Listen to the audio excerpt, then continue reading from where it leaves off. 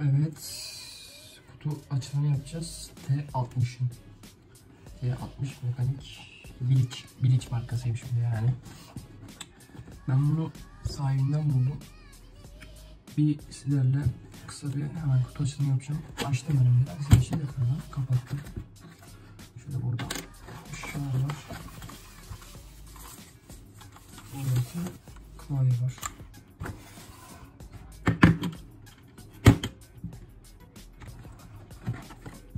Kutuları hemen atalım. Kısa bir video olacak çünkü hızlı çekeceğim.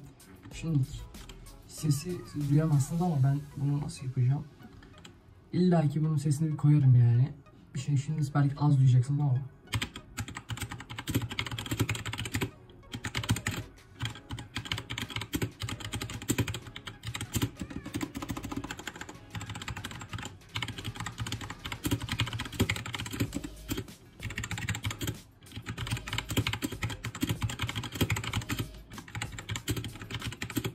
Gördüğünüz gibi sesi bu şekilde. Ağırlık olarak 500-400 gram var.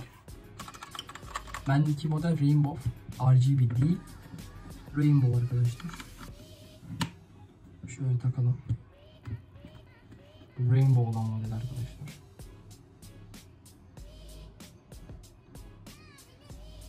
Şimdi bunun bir sürü modu var. Şimdi siz bunu titreyip görebilirsiniz çünkü ben 60 FPS'e çekiyorum.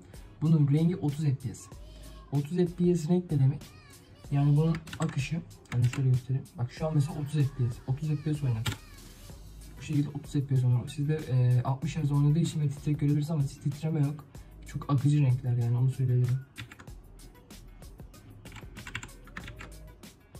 Böyle görüntüsü var. Başka böyle bir şey var. Bir sürü aslında renk var. Mesela bunda da yazı yazınca o harfin şeyini alıyor. Ben şuradan bir bilgisayarımın notlara gireyim. Not defterine geldim. Mesela buradan bir şey yazınca gördüğünüz gibi nereden yazdıysam bu şey oluyor. Buradan bunun hızını değiştirebiliyorum. Mesela buna buradan birazcık daha yavaş gitsin diyorum. Mesela yavaş gidiyor. Şöyle hızlı bir şey yazalım mesela.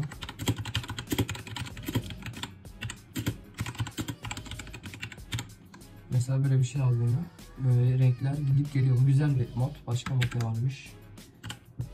Bir de böyle bir şey var. Sadece sağ kısımda gidiyor. Gördüğünüz gibi. O'ya basıyorum. Tek O gidiyor. C'ye basıyorum mesela. Bunları ben mesela gündüz kullanıyorum. Şöyle başlayalım. Bir de böyle bir şey var. Şimdi bunu birazcık arttıralım.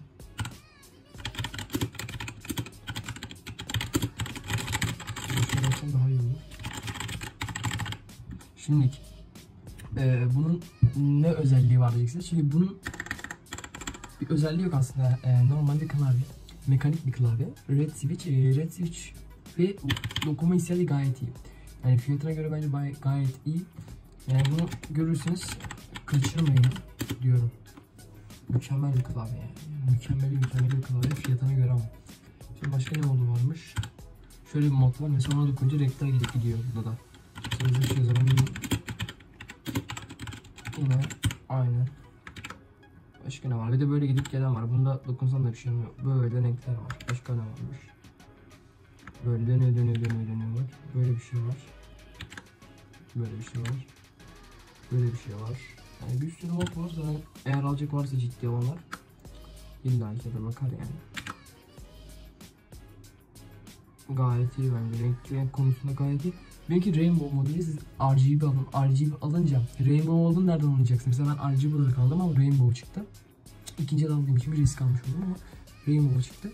Mesela ben bunu RGB olduğunu nereden anlayacağım? Şimdi bunun bir uygulaması var. Bu uygulamayı indirdiğiniz zaman uygulamayı açtığınız zaman device not found, yani uygulama yani şey algılamıyor eğer Rainbow ise, ama RGB ise zaten uygulamaya giriş yaptığınız zaman direkt normal girişinizi yapabiliyorsunuz ama Rainbow'larda giriş yapamıyorsunuz. Renk değiştirme özelliği yok.